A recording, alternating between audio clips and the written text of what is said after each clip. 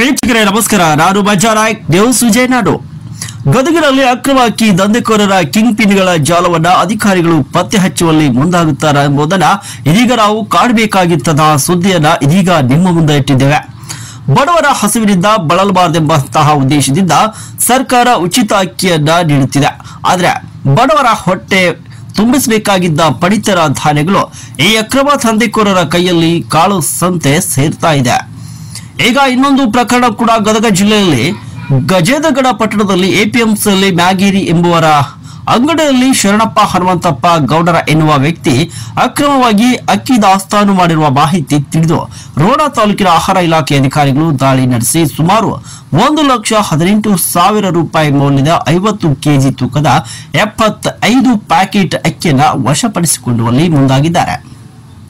ಇನ್ನು ಸರ್ಕಾರ ಬಡವರ ಹಸಿವಿನಿಂದ ಬಳಲಬಾರದೆಂಬಂತಹ ಉದ್ದೇಶದಿಂದ ಕೋಟಿ ರೂಪಾಯಿ ಖರ್ಚು ಮಾಡಿರ್ತಾರೆ. ಆದ್ರೆ ಪಡಿತರ ಅಕ್ಕಿಯನ್ನ ವಿತರಿಸಲಾಗ್ತಾ ಇದೆ. ಇಂತಹ ಪಡಿತರ ಅಕ್ಕಿ ಇದೀಗ ಕಾಳಸಂತೆಯಲ್ಲಿ ಮಾರಾಟ ಆಗುತ್ತಿದೆ.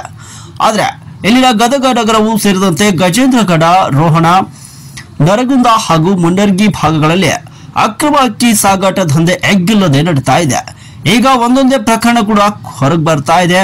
ಈ ಒಂದು ಅಕ್ರಮ ಅಕ್ಕಿಯ ದಂಧೆಕೋರರ ಹಿಂದಿರುವಂತಹ ಅಕ್ರಮ ಅಕ್ಕಿ ಕಳ್ಳರನ್ನ, ದಂಧೆಕೋರರನ್ನ ಪತ್ತೆ ಹಚ್ಚುವ ಕೆಲಸವನ್ನ ಅಧಿಕಾರಿಗಳು ಮತ್ತು ಪೊಲೀಸರು ಮಾಡಬೇಕಾಗಿದೆ.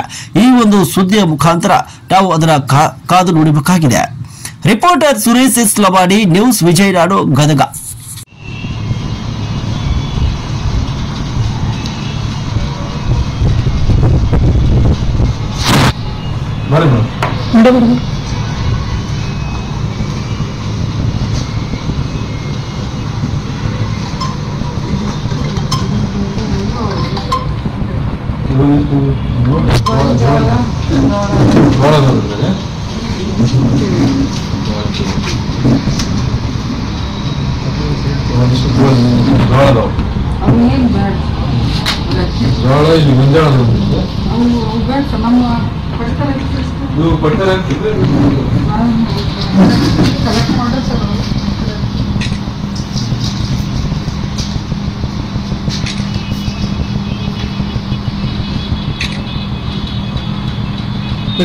ಎಷ್ಟು ಆಗ್ಬೋದು?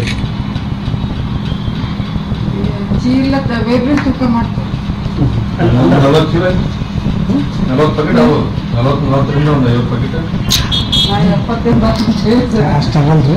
80 ನಾವು ಒಂದು 5-6 ಚೀಲ ಈಗ 100 ಗೊಬ್ಬರ ಚೀಲ ಸರ್.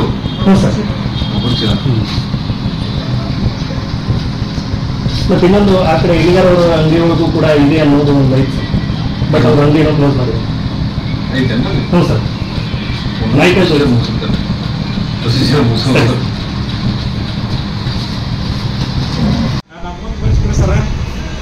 ಲೆಟರ್ ಕೊಟ್ಟು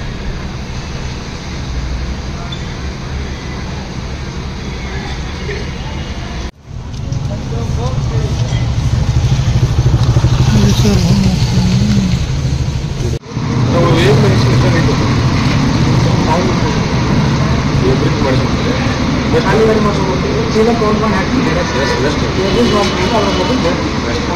ಕಾಣಿಸಿ ಅಟ್ಯಾಕ್ ಮಾಡ್ತಾರೆ.